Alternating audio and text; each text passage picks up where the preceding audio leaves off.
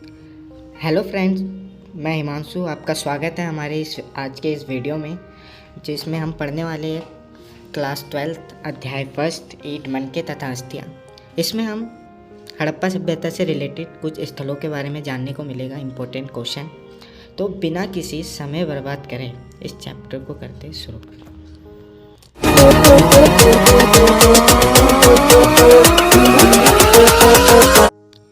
Basically हम इस video के अंदर आपको क्वेश्चन आंसर के फॉर्म में लेकर आए ताकि आपको चैप्टर के साथ साथ क्वेश्चन आंसर की भी तैयारी कर सकें। तो आइए बिना समय बर्बाद करे वीडियो को शुरू करते हैं। तो पहला क्वेश्चन दोस्तों, हड़प्पा सभ्यता का परिचय देते हुए इसके मुख्य स्थलों का नाम बताएं। तो भारत की जो सबसे प्राचीन सभ्यता है वो हड़प्पा सभ्यता है, जिसकी खोज दयाराम साहनी द्वारा की गई थी। इसका समय काल आपका 2600 ईसा पूर्व से 1900 ईसा पूर्व के मध्य रहा। इस सभ्यता को सिंधु घाटी सभ्यता भी कहा जाता है। अब सिंधु घाटी सभ्यता क्यों कहा जाता है, तो रीज़न इसका सबसे बड़ा ये है कि वो सिंधु नदी के किनारे विकसित हुआ, तो इसीलिए इसका नाम क्या पड़ गया था, सिंधु घाटी सभ्यता। ठीक है दोस्तों, इसके बाकी और भी नाम है, जैसे कि आपके काशीयुगीन सभ्यता, क्योंकि इस सभ्यता में कांसे का प्रयोग करना प्रारंभ हो चुका था, इसलिए काशीयुगीन सभ्यता भी कहा गया।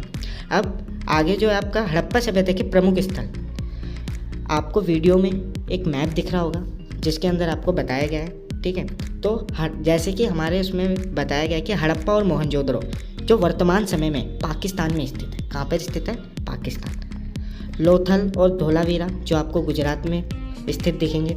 राखीगढ़ बनावली हरियाणा के अंदर। रोपण पंजाब में। कालीबंगा जो आपको राजस्थान में दिखेगा। दोस्तों यहाँ से एक मार्क्स के मैप के क्वेश्चन बनने के चांसेस होते हैं। आपने पिछले बार का पेपर देखा होगा, उसमें भी आ रखे ये वाले क्वेश्चन कि ज़्यादातर क्या करता है कि क्वेश्चन दे देता है आपके मैप में कि आप हड़प्पा सभ्यता के कोई भी दो स्थल को भरिए या पहचानिए। तो ये ज़रूरी है, इसको अच्छे से नोट डाउन कर लीजिए अपनी कॉपी में, या अगर आपको नोट चाहिए हो तो कमेंट करें। आगे जो अगला क्वेश्चन है आपका दोस्तों क्या है कि हड़प्पा सभ्यता की नगर योजना प्रणाली पर प्रकाश डालें। यह क्वेश्चन घुमा के पूछ सकता है आपसे क्या कि हड़प्पा सभ्यता की विशेषताओं का वर्णन करें। तो शुरुआत करते हैं हड़प्पा सभ्यता की विशेषताओं के बारे में या नगर योजना प्रणाली। आपको पता है हड़प्पा सभ्यता जो था नगर योजना के लिए फेमस था, प्रसिद्ध था। आप हड़प्पा सभ्यता की खोज 1921 में दयाराम साहनी ने की थी, जो अभी हमने पीछे पढ़ रखा है। आपसे एक नंबर का क्वेश्चन पूछता है कि जो हड़प्पा सभ्यता है उसकी खोज किस व्यक्ति द्वारा की गई, तो वो दयाराम साहनी थे, जिन्होंने वहाँ की नगर योजना प्रणाली के बारे में बताया।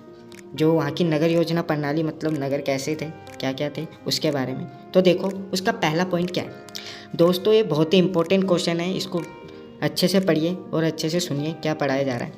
एक सुव्यवस्थित नगर नियोजन प्रणाली।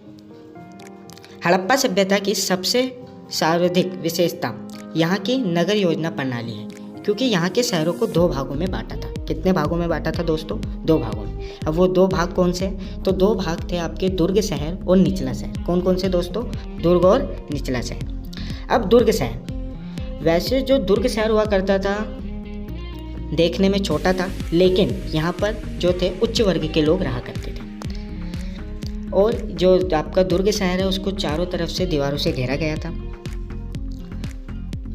जबकि आपका इसके जो निचला शहर है, निचला शहर जो होता था आपके यहाँ पर ये ज़्यादा विस्तृत होता था। क्यों, क्योंकि यहाँ पर सामान्य वर्ग के लोग रहा करते थे। तो ये तो था आपके क्या, दो भागों में बांटा। अगला जो आपका क्या है, एक सुव्यवस्थित सड़क प्रणाली।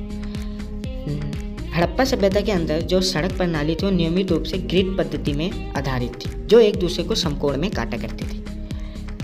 यहाँ की नालियाँ चूने तथा सीमेंट की बनी होती थी, जिन्हें पत्थर व ईंट से ढका जाता था ताकि नालियों को साफ रखे। जो हड़प्पा सभ्यता था वहाँ पर जो नालियाँ बनी होती थी वो ईंट चूने से बनी होती थी और उनको ढका जाता था ऊपर से पत्थर वत्थर से, ताकि क्या कहते हैं जो ईंट है वो साफ रहे। आइए थर्ड पॉइंट क्या कह रहा है दोस्तों कि विशाल स्नानघर की निपुण व्यवस्था। हड़प्पा सभ्यता के अंदर जो स्नानघर थे वो पाए गए हमें भारी मात्रा में, ज़्यादातर हमें कहाँ पर, मोहनजोदड़ो के अंदर पाया गया था। अब जो ये आपके स्नानघर होते थे आयतकार नुमा के होते थे, रेक्टेंगुलर फॉर्म में हुआ करते थे, जिसके उत्तर और दक्षिण में सीढ़ियाँ बनी होती थी। कैसे क्या बनी होती थी दोस्तों, सीढ़ियाँ।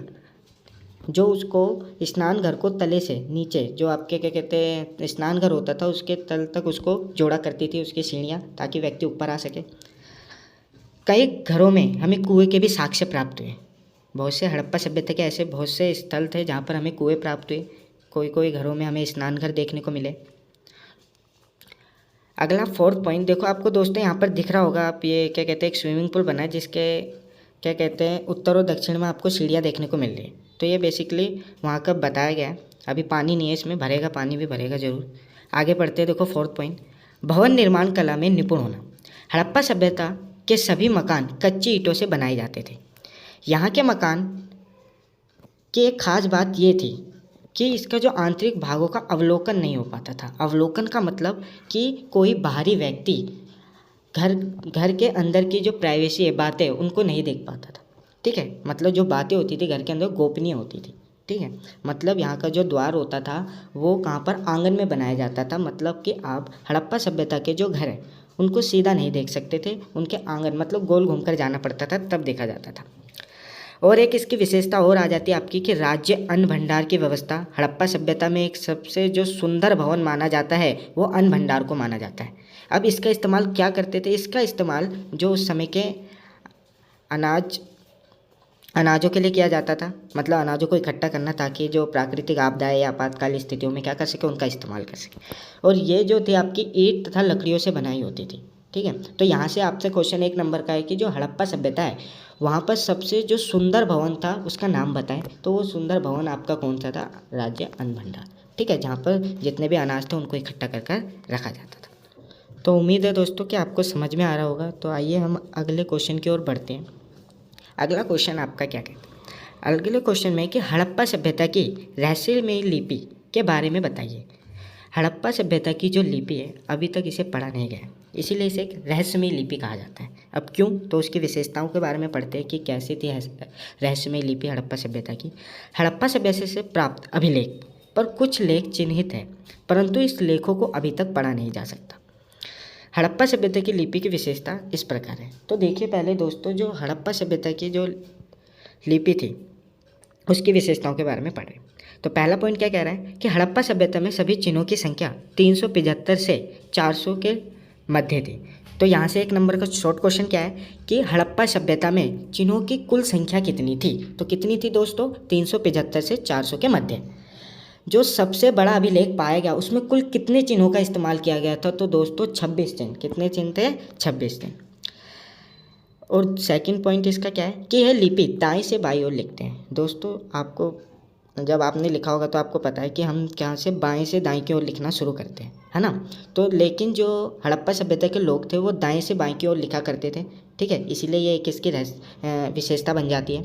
इस लिपि में जानवरों के चित्र प्राप्त हुए। देखो दोस्तों साइड में आपको एक पिक्चर दिख रही होगी जिसमें साइन बन रखे हैं, अलग अलग सिम्बल्स बन रखे हैं, है ना। तो इसलिए इनको पढ़ना वहाँ पर क्या था? मुश्किल था, है ना। तो इसलिए जो हड़प्पा सभ्यता की लिपि थी वो एक रहस्यमय लिपि रही। हड़प्पा सभ्यता की लिपि मोहरे, तांबे, औजार, आभूषण आदि से इनकी सूचना की लिखावट का प्राप्त होते हैं। मतलब कि हमें जो साक्ष्य कहाँ से पता चले? तो उस समय के जो मोहर थे, लिपि, औजार थे, आभूषण, उनके द्वारा हमें पता चलता है हड़प्पा सभ्यता की लिपि के बारे में। आगे बढ़ते हैं 4th क्वेश्चन की ओर। हड़प्पा सभ्यता की कृषि प्रौद्योगिकी प्रणाली या आर्थिक जीवन पर प्रकाश डालिए। अब जो हड़प्पा सभ्यता के लोग थे, जो ज़्यादातर जो लोग थे उनका जो आर्थिक जीवन था वो किस पर मुख्यतः कार्य करा करते थे? कृषि संबंधित, मतलब खेती बाड़ी करा करते थे। अब दोस्तों आपने देखा होगा कि यहाँ पर क्वेश्चन की फॉर्मेट में आपको क्या कहते हैं, पहले सब पॉइंट दिख रहे हैं। तो आप ऐसे ही क्लास 12 जो आपके बोर्ड के पेपर होने वाले हैं तो आप भी यही पैटर्न को फॉलो कर सकते हैं। ये पैटर्न आपको अच्छे मार्क्स, प्रेजेंटेशन आपको अच्छे दिला सकता है, अच्छे नंबर मिल सकते हैं आपको। तो कृपया करके आप थोड़े ऐसे सब पॉइंट लिखने से क्या होता है, बेटर। तो आगे बढ़ते हैं 4th क्वेश्चन की ओर। हड़प्पा सभ्यता की कृषि प्रौद्योगिकी प्रणाली या आर्थिक जीवन पर प्रकाश डालिए। जो हड़प्पा सभ्यता के लोग थे उनके कृषि प्रणाली कैसी थी या उनकी आर्थिक जीवन कैसा था, कैसा जीवन यापन करते थे अपना।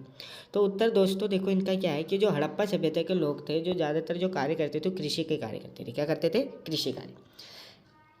तो देखिए आइए फर्स्ट पॉइंट पढ़ते हैं। फर्स्ट पॉइंट में देखो दोस्तों क्या कह रहा है कि विभिन्न फसलों का ज्ञान होना। जो हड़प्पावासी लोग थे, जो हड़प्पा के जो लोग थे, उनको क्या था कि विभिन्न फसल, कई तरह के फसलों का ज्ञान था। जैसे कि गेहूँ उगाया करते थे, जौ, दाल, सफ़ेद चना हो गया, ऐसे प्रकार के फसलों को उगाया करते थे। और क्या पॉइंट्स आ सकता है आपका, पशुओं के साक्ष्य मिलना।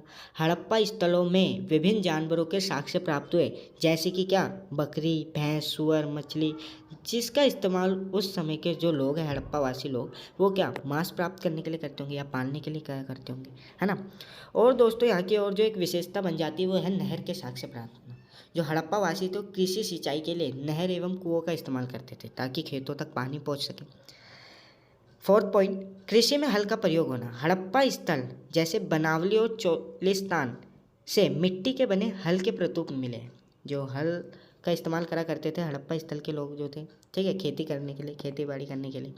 इसके अलावा कालीबंगन से जुते हुए खेत मिले, जिससे कि हड़प्पा सभ्यता के लोग खेती में हल का प्रयोग करते होंगे। तो दोस्तों यहाँ से जो क्वेश्चन है जो आपका पूछा जाता है कि हड़प्पा के ऐसे कौन से स्थल से आपको जुते हुए खेत के साक्ष्य प्राप्त हुए, तो वो कौन सा था दोस्तों आपका। तो आगे बढ़ते हैं दोस्तों फोर्थ क्वेश्चन की ओर। हड़प्पा सभ्यता की कृषि प्रौद्योगिकी प्रणाली या आर्थिक जीवन पर प्रकाश डालें। जो हड़प्पा सभ्यता थे वहाँ पर कृषि प्रौद्योगिकी कैसी थी या आर्थिक जीवन कैसा था, वहाँ के लोग अपना जीवन यापन कैसे करते थे, ये क्वेश्चन पूछना चाहता है। तो इसका आंसर दोस्तों देखो क्या होगा, जो हमारे स्क्रीन पर लिखा है। क्या लिखा है दोस्तों कि हड़प्पा सभ्यता के लोग जो मुख्यतः जो उनका कार्य होता था काम करने का, वो क्या करते थे, खेती करा करते थे, ठीक है। अब वो हमें कैसे पता चलता है, तो वो इस प्रकार है। जैसे कि पहला, विभिन्न फसलों का ज्ञान होना। हड़प्पावासी जो थे उनको कई फसलों का ज्ञान था, जैसे कि गेहूँ उगाया करते थे, जौ, दाल, सफ़ेद चने आपके, है ना। तो जिससे हम कह सकते हैं कि हड़प्पा सभ्यता के लोगों को विभिन्न फसलों का ज्ञान होगा, है ना। आगे, पशुओं के साक्ष्यों का मिलना। हड़प्पा स्थलों में विभिन्न जानवरों के भी साक्ष्य प्राप्त हुए, जैसे बकरी, भैंस, सुअर, मछली इत्यादि। थर्ड पॉइंट क्या कह रहा है आपका कि नहर के साक्ष्य प्राप्त होना। हड़प्पावासी कृषि के सिंचाई के लिए नहर एवं कुओं का इस्तेमाल करते थे। आपको पता है खेती बाड़ी के लिए किसकी सिंचाई की आवश्यकता होती है, तो उसके लिए वो क्या करते थे, नहर और कुओं का इस्तेमाल करते थे, ताकि जो नहर और कुओं का जो पानी है खेतों पर पहुंच सके, है ना। आगे फोर्थ पॉइंट क्या कह रहा है दोस्तों आपका कि कृषि में हल का प्रयोग करना। हड़प्पा स्थल के जो लोग थे वो कृषि कार्य करने के लिए हल का प्रयोग करा करते थे। वो हमें कैसे पता चला, तो जैसे बनावली हो गया आपका, चोलिस्तान हो गया आपका, है ना। तो यहाँ पर हमको हल के प्रतिरूप मिले, जिससे अनुमान लगाया कि हाँ हड़प्पा लोग के जो लोग हैं खेती के लिए हल का प्रयोग करते हैं। इसके अलावा कालीबंगन से जुते हुए खेत मिले, जिससे अनुमान लगा कि हाँ हल का प्रयोग होता होगा। और यहाँ तक कि वहाँ के जो मोहरे जो हुआ करते थे उस समय के, उसमें विषप के आकृति की बनी होती थी, मतलब एक विषप का मतलब यहाँ पर बैल बने हुआ करता था, ठीक है, जिससे अनुमान लगा हाँ कि हड़प्पा सभ्यता में शायद क्या कहते हैं, बैलों का भी इस्तेमाल किया जाता होगा इनके लिए, है ना। तो देखो फोर्थ पॉइंट जो था, उसके बाद हम फिफ्थ पॉइंट पे आए, जो क्या कहना चाहता है कि उस समय जो लोग थे ना, तो अलग अलग प्रकार के फसलों को करा करते थे, ठीक है। जैसे कि एक खेत है, उसको दो हिस्सों में बांट दिया, ठीक है। एक जगह उन्होंने मटर उगा लिया, एक जगह उन्होंने क्या, टमाटर उगाए। तो आपने देखा कि एक समय पर एक साथ कितनी खेती होगी, 2 खेती, तो ऐसे ही इस्तेमाल करते थे।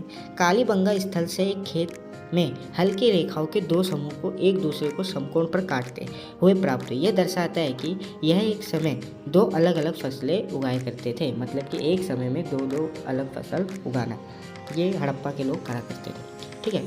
दोस्तों क्वेश्चन खत्म हो जाए उसके बाद जरूरी है उसका निष्कर्ष लिखिए। निष्कर्ष का मतलब है कि आपको क्या समझ में आया, है ना।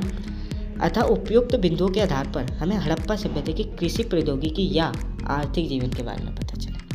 दोस्तों जिस फॉर्मेट में आपको क्या कहते हैं नोट्स मिल रहे हैं, उसी फॉर्मेट में अपना पेपर करें, क्योंकि ये जो पैटर्न जो आपको लिखवाया गया है, ये मेनली इसलिए लिखवाया गया ताकि आप अच्छे से अच्छे स्कोर गेट कर सको, पा सको, है ना। तो ये आपने देखा होगा कि ये पैटर्न से थोड़ा अच्छा लगता है, बेटर लगता है ना।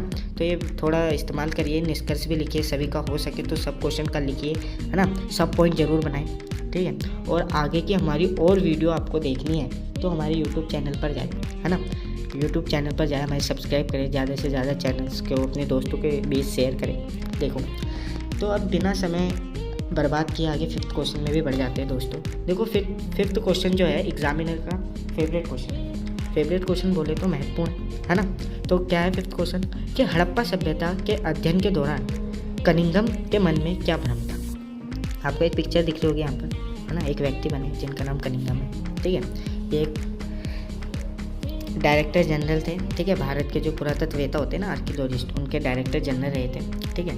भारतीय पुरातत्व सर्वेक्षण के पहले डायरेक्टर जनरल कनिंघम थे, ठीक है, याद रखना। या क्वेश्चन आपसे यहाँ पर क्या पूछता है, 1 नंबर का जो इसका क्वेश्चन पूछा जाता है कि जो भारत के क्या कहते हैं पहले डायरेक्टर जनरल कौन थे, तो कनिंघम थे। या क्वेश्चन ये पूछ लेगा कि पुरातत्ववेत्ता के जनक किस व्यक्ति को कहा जाता है, तो वो हमारे कौन है, कनिंघम, जिनकी पिक्चर आपको दिख रही है यहाँ पर, है ना। तो अब इनके ना हड़प्पा सभ्यता को अध्ययन करते समय इनके मन के अंदर कुछ भ्रम था, ठीक है। वो भ्रम था क्या, वो भ्रम ये था कि जो जनरल कनिंघम थे वो हड़प्पा सभ्यता के मोहरों को समझने से चूक गए थे, जो मोहर थे उनको नहीं समझ पाए। पहला तो भ्रम ये था। दूसरा, क्योंकि भारतीय इतिहास का प्रारंभ गंगा की घाटी अर्थात 6ठी शताब्दी ईसा पूर्व को माना जाता है कि इसी समय भारत का इतिहास प्रारंभ हुआ था, शुरुआत हुई थी, परंतु यह उनकी एक भूल थी, इसीलिए वह हड़प्पा सभ्यता को समझने में क्या हो गए थे, पूरी तरह से चूक गए थे, ठीक है। उनका वो भ्रम था कि जो भारत का इतिहास की जो शुरुआत हुई है वो कहाँ से, गंगा नदी के गंगा की घाटी से हुई है या 6ठी शताब्दी। तो इस चक्कर में जो इसका जो क्वेश्चन पूछ लेता आपका कि हड़प्पा सभ्यता के अध्ययन करते समय जो कनिंघम थे उनके मन में क्या भ्रम था, तो आप लिख सकते हो दोस्तों, है ना। तो मुझे लगता है कि आपको समझ में आ रही होगी वीडियो पूरी अच्छे से, है ना। हमने आपके सामने अच्छे से अच्छे समझाने की कोशिश की है दोस्तों, तो आप भी, और अगर और वीडियोस देखनी है तो मैंने बताया अभी आपको हमारे चैनल्स पर जाइए, आपको बाकी सब्जेक्ट्स के भी वीडियोस देखने को मिलेंगे, है ना। और अगर आप अच्छा क्या कहते हैं और वीडियोस चाहते हो तो कमेंट करिए, आगे भी चैप्टर्स में हम वीडियो बनाएंगे अगर आपका साथ दो तो हमारा, है ना। आगे देखो दोस्तों क्या कह रहे हैं, 6th क्वेश्चन कि पुरातत्ववेत्ता को इतिहास को जानने में किन किन समस्याओं का सामना करना पड़ता था। तो दोस्तों मैंने अभी आपको मीनिंग बताई है कि पुरातत्ववेत्ता का मतलब क्या होता है। पुरातत्ववेत्ता जहीं पर भी आपको लिखा हुआ आ जाए तो इसका मतलब सिंपल सा होता है आर्कियोलॉजिस्ट, जो इतिहास का अध्ययन करते हैं, जो प्राचीन इतिहास के बारे में हमें बताते हैं, उन्हें पुरातत्ववेत्ता कहते हैं। जैसे हमने अभी पढ़ा कि जो क्या कहते हैं पुरातत्ववेत्ता के जनक किसको कहा जाता है। तो दोस्तों आपको पता होगा इसका आंसर, तो एक बारी कमेंट करके ज़रूर बताएं ताकि हमें भी पता चले कि आप हमारी वीडियो से कितना अच्छे से पढ़ रहे हैं, है ना। तो इसका आंसर दोस्तों जल्दी से कमेंट करो, जल्दी से। तो मुझे लगता है कि शायद कर दिया होगा आपने कमेंट, चलो कोई नहीं, आगे बढ़ते हैं, नहीं किया तो ज़रूर करो, बिल्कुल।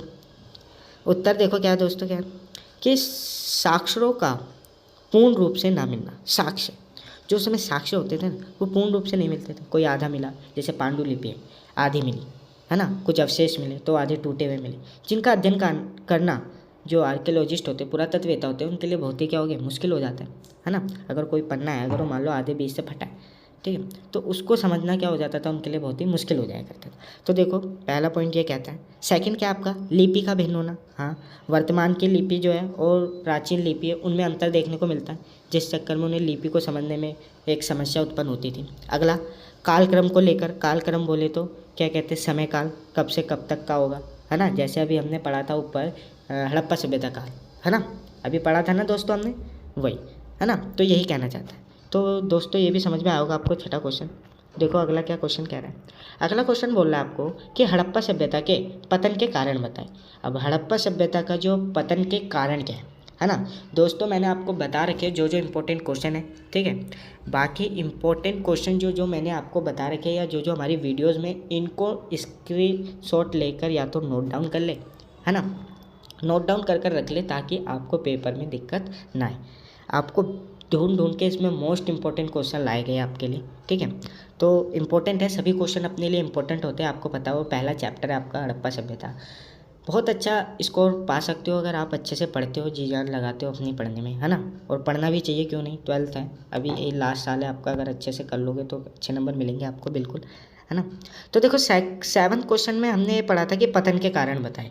पतन का मतलब बोले तो ख़त्म, ठीक है दोस्तों, मतलब कि हड़प्पा सभ्यता का जो क्या कहते हैं, क्या कारण थे जिस कारण हड़प्पा सभ्यता धीरे धीरे पतन होता गया, ख़त्म हुआ। तो कारण क्या था, देखो हड़प्पा सभ्यता के पतन में निश्चित रूप से कहना बहुत कठिन है। अगर हम निश्चित रूप बताएं नहीं आखिर किस कारण हड़प्पा सभ्यता का, तो मुश्किल है भाई, ठीक है, वो पता नहीं, क्योंकि जो इतिहासकार है उनके द्वारा अलग अलग मत दिए गए कि कैसे कैसे हड़प्पा सभ्यता का पतन हुआ होगा।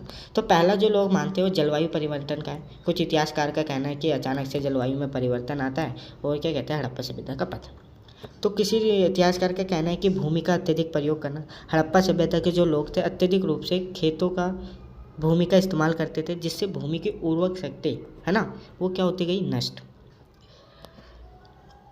तीसरे पॉइंट में आपको बोला विदेशी आक्रमण का होना, है ना। जो हड़प्पा सभ्यता थे उसके पड़ोसी देश बार बार आक्रमण कर रहे थे, जिस कारण हड़प्पा सभ्यता पतन हुआ। या नदियों का मार्ग बदलना। हड़प्पा सभ्यता के पतन के लिए नदियों को जिम्मेदार माना जाता है, क्योंकि कभी कभी नदियों के मार्ग बदलने से बाढ़ आ जाया करती थी, है ना। आपको पता है हड़प्पा सभ्यता सिंधु घाटी नदी के सामने स्थित था। तो कभी कभार जो सिंधु नदी है उसके मार्ग बदलने से क्या आ जाया करती थी, बाढ़, है ना। तो बाढ़ आने से क्या हुआ, हड़प्पा सभ्यता पूरी तरह से क्या हो गया, पतन हो गया, है ना। वनों की कटाई। हड़प्पा निवासी के द्वारा वनों की कटाई करी गई, जिससे हड़प्पा सभ्यता पतन हुआ। लास्ट में देखो दोस्तों, आपको इसमें भी निष्कर्ष देखने को मिल रहा होगा, है ना। अब हमें पॉइंट्स कम पता है, हमें ज़्यादा एक्स्ट्रा मार्क्स गेट करने टीचर्स थे, तो प्रेजेंटेशन अच्छी होनी चाहिए आंसर्स के लिखने की, है ना। तो मैटर क्या करता है कि राइटिंग भी अच्छी हो। कोई कोई बच्चों का कहना होगा सर हमारी राइटिंग ख़राब है लेकिन हमें मार्क्स चाहिए, कैसे। तो दोस्तों वो भी आसान है ना। उसके लिए आप क्या कर सकते हो कि जिस फॉर्मेट में आपको नोट्स मिले इस वीडियो के अंदर, इस फॉर्मेट में लिखिए, सब पॉइंट बनाइए उनका, है ना। एक एक पॉइंट गैप दीजिए ज़्यादा से ज़्यादा। अब तो ये हो नहीं सकता कि राइटिंग आप सही करने बैठोगे या रोज़ सुलेख करोगे, छोटे बच्चे हो नहीं, अब बड़े हो चुके हो। तो उसके लिए आप क्या कर सकते हो, खुले खुले राइटिंग में लिख सकते हो, है ना। खुले खुले वर्ड्स को लिखिए, थोड़ा अच्छा लगेगा देखने में, है ना। और इसका उपयुक्त बिंदुओं के आधार पर हड़प्पा सभ्यता के पतन होने के कारण का पता चलता है। इस प्रकार जो हड़प्पा सभ्यता धीरे धीरे पतन हो, जो आपने ऊपर बिंदु पढ़े ना, मतलब कि देखो निष्कर्ष में लिखना क्या है कि आपने जो ऊपर पढ़ा उससे आपको क्या निष्कर्ष निकला, क्या समझे, तो आपको ये समझ में आए, है ना। तो समझ में आया होगा। मैंने आपको बताया दोस्तों, राइटिंग और अच्छे मार्क्स गेट करने के लिए अगर आप कमेंट करो तो हम उसके लिए भी एक वीडियो बना देंगे आपके लिए, ताकि बताएं कि पेपर में अच्छे मार्क्स कैसे गेट कर सकते, है ना।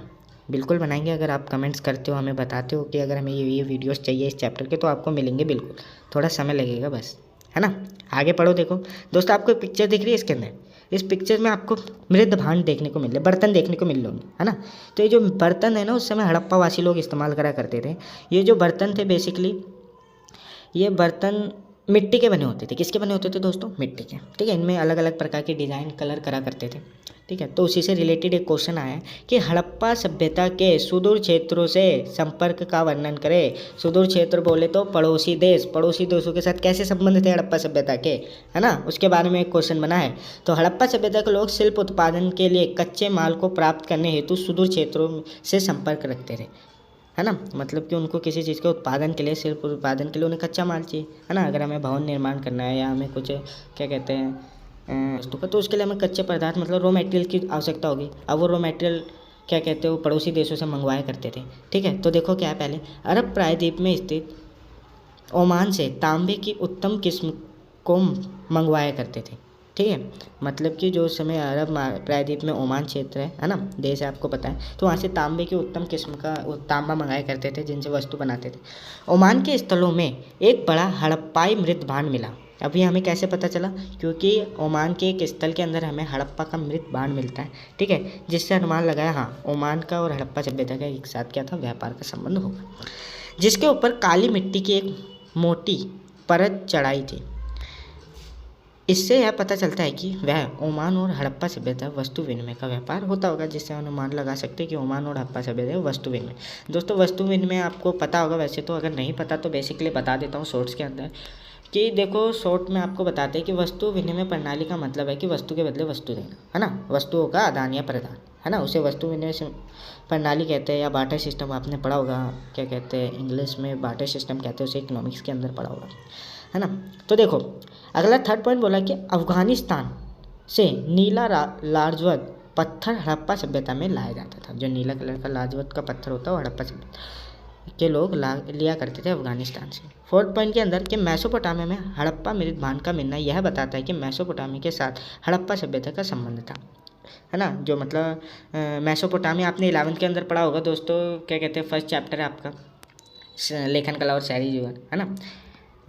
तो दोस्तों यहाँ से मैं एक क्वेश्चन पूछना चाहता हूँ, चलो एक क्वेश्चन कमेंट करिए, कमेंट करें इसका आंसर कि विश्व की सबसे पुरानी सभ्यता का क्या नाम है, ठीक है, जल्दी से आप कमेंट करिए और देखते हैं हम क्या आंसर आता है, आपका क्या मिलता है आंसर। देखिए 5th पॉइंट क्या कह रहे हैं कि हड़प्पा सभ्यता के साक्ष्य, मोहरों व सिक्के यह बताती है कि हड़प्पा निवासी, जो हड़प्पा के निवासी तो व्यापार को सुव्यवस्थित रूप से चलाने के लिए इन सब अवशेषों का इस्तेमाल करते थे, ताकि जो व्यापार है वो क्या हो सके, सुव्यवस्थित सही प्रकार से चल सके, एक प्लानिंग के थ्रू, है ना। प्लानिंग करेंगे जभी तो होगा दोस्तों। तो देखो दोस्तों, अब जो हम आ चुके हैं इस चैप्टर के अंतिम क्वेश्चन के अंदर, ठीक है। ऑलमोस्ट हमारे इम्पोर्टेंट जो क्वेश्चन थे दोस्तों वो पूरी तरह से क्या हो चुके हैं, ख़त्म। बस आपका एक लास्ट क्वेश्चन रह चुका है जो इम्पोर्टेंट है आपका, ठीक है। बेहद बेहद इम्पोर्टेंट क्वेश्चन है ये भी आपका, ठीक है। अच्छे से मेरे को उम्मीद है कि आपको चैप्टर समझ में आ रहा होगा और आप पढ़ रहे होंगे, पूरा देख रहे होंगे वीडियो को। पूरा ज़रूर देखिए, इस वीडियो का एंड तक देखिए, हो सके तो अपने दोस्तों को भी शेयर करें ताकि उन्हें भी समझ में आए चैप्टर के बारे में, है ना। और कमेंट ज़रूर करना कि चैप्टर के वीडियोस के बारे में हम अगला चैप्टर्स भी लेकर आएंगे अगर आपने साथ दिया तो हमारा, है ना। तो आगे पढ़ते हैं। देखो क्या, हड़प्पा सभ्यता की आर्थिक व सामाजिक भिन्नता का वर्णन करें। जो हड़प्पा सभ्यता के अंदर आर्थिक और सामाजिक में भिन्नता किस प्रकार की देखने को मिलती है, किस प्रकार हमें उनमें आर्थिक और सामाजिक भिन्नता है, ठीक है। अवलोकन किस प्रकार होता है, तो देखो भाई अवलोकन, हाँ यहाँ पर क्वेश्चन भी बदल दिया जाता है कभी कभार, क्या कि हड़प्पा सभ्यता के आर्थिक और सामाजिक अवलोकन के बारे में बताइए। अवलोकन करें, ये क्वेश्चन। अवलोकन का मतलब तुलना है, क्या होता है उसका मतलब, तुलना करनी है आपको उसको। तो देखो क्या है भाई, पहला पॉइंट आपको क्या बोल रहा है ये कि सावधानों के आधार पर, सावधान कौन होते हैं, जैसे कि आपके जो मरे हुए व्यक्ति होते हैं, मृतक व्यक्ति, उनको कहा जाता है, ठीक है। तो देखो हड़प्पा स्थल में मिले सावधानों में मुख्यतः मृतकों को गड्ढों में दफनाया जाता था, किसमें, गड्ढों में। इसके अलावा कुछ कब्रों में आभूषण मिले, बहुमूल्य वस्तुएं। मतलब कि क्या था, पहली तो हमें भिन्नता वहाँ पर क्या देखने को मिली कि जो वहाँ पर क्या कहते हैं कब्र हुआ करते थे वो 2 टाइप्स के देखने को मिले। मतलब कि कुछ लोगों को क्या करते थे, गड्ढे में दफना दिया करते थे, जो सामान्य व्यक्ति हो सकते हैं, है ना। और कुछ लोगों के जो अवशेष पाए गए, मतलब लोगों की जो बॉडी पाई गई वो किस कब्रों में होती थी, जिसके अंदर बहुमूल्य चीज़ें हुआ करती थी, वस्तुएं, जैसे कि आपके क्या कहते हैं सोने हो गए, आभूषण हो गए, है ना। तो हम इससे अनुमान ये लगा सकते हैं कि उस समय क्या था, क्या कहते हैं सावधानों के आधार पर भी क्या होता था, भिन्नता देखने को मिली। तो आया होगा फर्स्ट समझ में। सेकंड देखो क्या कह रहा है दोस्तों कि बस्तियों के आधार पर, हाँ एक बस्ती भी आपने देखा था जिसमें आपको भिन्नता देखने को मिली, दुर्ग शहर, निचला शहर, है ना दोस्तों। जो दुर्ग शहर था वो छोटा हुआ करता था, है ना, वहाँ पर क्या कहते हैं उच्च वर्ग के लोग रहा करते थे। जबकि दूसरा आपका निचला शहर था, वहाँ पर क्या बहुत बड़ा था वो, लेकिन वहाँ पर सामान्य लोग रहते थे, जो उसमें अमीरी गरीबी का अंतर को आपको दर्शाती है। तो ये अंतर ही तो है भैया, आर्थिक अंतर, सामाजिक अंतर। हमसे पूछा था, भिन्नता पूछे थे, हमने भिन्नता बता दी, ये भिन्नता देखने को मिली, है ना। और क्या कहना चाहता है कि पुरातत्ववेत्ता के आधार पर हड़प्पा स्थलों से विभिन्न उपयोगी वस्तुएं प्राप्त हुई। इन्हें वर्गीकृत कर समाज का आकलन करते हैं, जैसे कि पत्थर, सुई, मृद भांड आदि वस्तुएं आमतौर पर सभी वस्तुओं में पाई गई, परंतु जो कीमती खनिज थे कुछ ही स्थलों पर पाए गए, है ना। जो हड़प्पा सभ्यता था वो कई स्थलों पर बटा था, हमने देखा था, कालीबंगन ऊपर पड़ा था फर्स्ट क्वेश्चन के अंदर, है ना। बहुत से ऐसे क्षेत्र थे, रोपण हो गया आपका, है ना, बनावली, राखीगढ़ हो गया। तो कहने का मतलब है कि जो वहाँ के जो क्या कहते हैं पुरातत्ववेत्ता, उन्होंने देखा कि कुछ स्थलों पर सामान्य चीज़ें पाई गई जो सबके ऊपर मतलब सब देखने को मिली, जैसे कि आपका पत्थर, सुई, है ना, जो सामान्य थी। जबकि कुछ जगह पर क्या हुआ, में कीमती खनिज पाए गए, है ना। जैसे कि क्या, कौन से क्षेत्र थे, तो मोहनजोदड़ो और आपका हड़प्पा, यहाँ पर आपको क्या देखने को मिला, कीमती पत्थर, है ना। तो देखो दोस्तों ये चैप्टर भी आपका क्या होता है, खत्म। दोस्तों आपने इस पिक्चर को यहाँ पर देख लिया होगा। इस पिक्चर्स के अंदर बेसिकली यही बताना चाहता है कि जो आपने देखा है, जो विस्तृत है ना इस साइड का, जो आपका बड़ा देखने को मिल रहा है वो निचला शहर है, उनके ऊपर लिखा हुआ है, अगर जूम करोगे तो आपको बिल्कुल दिखेगा। और ये छोटा सा ये क्या है, दुर्ग शहर है, क्या है, दुर्ग, ठीक है। दुर्ग शहर को चारों तरफ से दीवारों से घेरा होता था, कम मतलब कि यहाँ पर कौन उच्च वर्ग के लोग रहते थे, निचला वर्ग जो था, निचला शहर जो था वहाँ पर कौन निम्न वर्ग के लोग रहा करते थे, इसीलिए बड़ा बनाया गया। तो दोस्तों ये जो चैप्टर है आपका क्या होता है, ख़त्म होता है। आई होप, मुझे लगता है कि आपको ये जो चैप्टर है आसानी से समझ में आ चुका होगा, है ना। और आपने क्वेश्चन आंसर के साथ में साथ नोट डाउन करते गए होंगे, स्क्रीनशॉट ले लीजिए, है ना, हर एक क्वेश्चन का स्क्रीनशॉट ले लीजिए और लिखते गए जाइए। और क्या कहते हैं, बाकी मिलते हैं आपको अगली वीडियो के अंदर।